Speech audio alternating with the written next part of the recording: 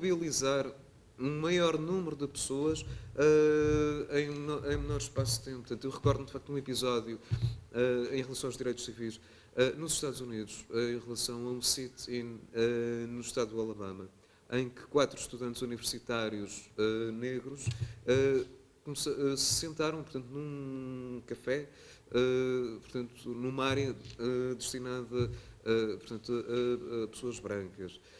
Nesse primeiro dia foram 4. No mês seguinte eram, creio, salvo erro, 17 mil. Pronto.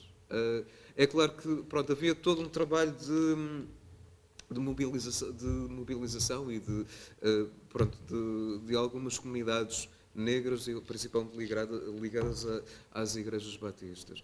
Obviamente que transpondo esse exemplo pronto, e tudo começou de facto numa base muito menor. Transpondo isso um pouco para a realidade das revoluções, se é que se pode chamar de facto de revoluções, da Primavera Árabe. Obviamente, de facto, não é possível caracterizar o que se passou no Egito, o que se passou na Tunísia, o que se passou na Líbia da mesma forma. Portanto, há de facto neste momento um estudo que eu de facto cito, e creio pelo menos daqueles que eu analisei, que é o único que eu poderia considerar sério e competente, em que de facto as redes sociais... eu de facto sou um pouco alérgico à expressão de revolução tenham sido de facto as primeiras revoluções feitas pelo Facebook.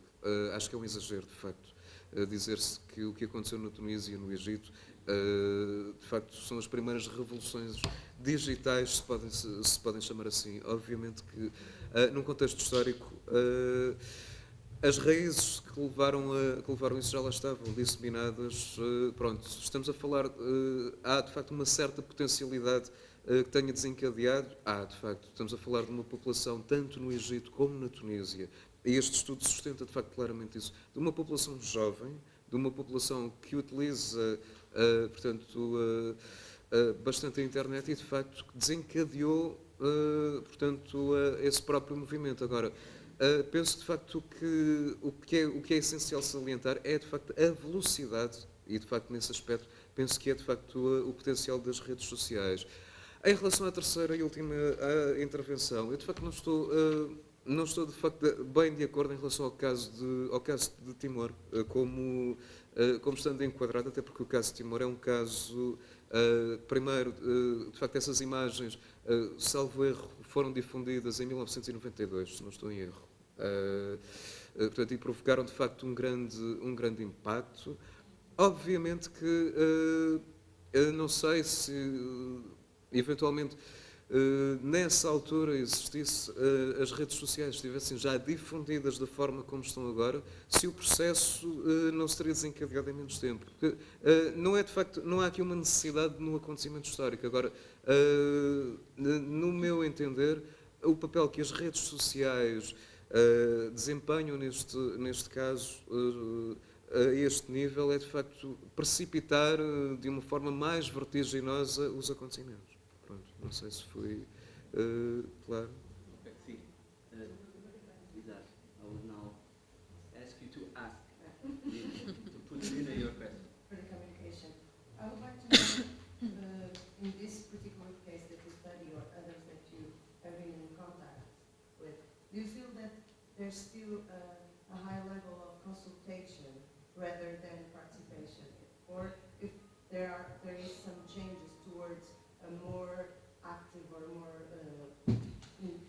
involvement of the public in the decision-making process, or it's still only consultation and then voting, but still based on consultation, but not on hearing the public and the public giving some inputs, concrete inputs, even if there are not expertise in that area, because that's a problem for public participation. It's the different levels of expertise and different levels of power within the people that are trying to build the consensus. So I would like to know if there's been any changes. Well, thank you for that question. I think that there are several aspects for a somehow appropriate answer. I think that so far, what I mentioned in the beginning of my presentation, there has been some experimentation on a pan-European level.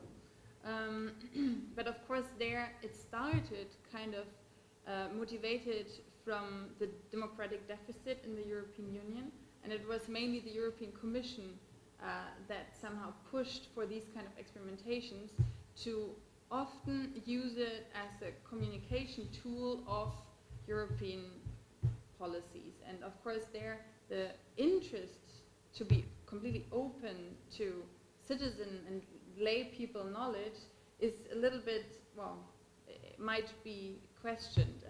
And there were, for instance, some experiments going on that also experimented with these combinations of having open discussions, but also having votings in the end.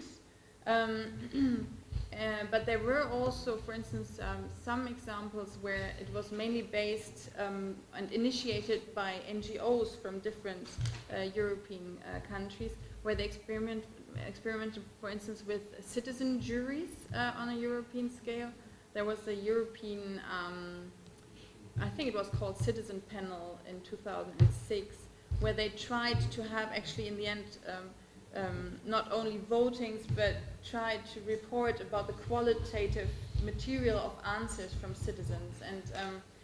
And but still, I think also now in my case that I presented here, it is this difficulty to balance between to have something like an easy communicatable result, and that's easy to do it with numbers, to have votes and of course to give an open space for having really qualitative material of answers of citizens. They did it for the worldwide views on global warming in 2009. There was more space for open answers by the citizens, but there were some criticism about the quality of statements from the citizens. So it's also interesting that there's this ambivalence that they don't really trust the citizens, that they can come up with substantial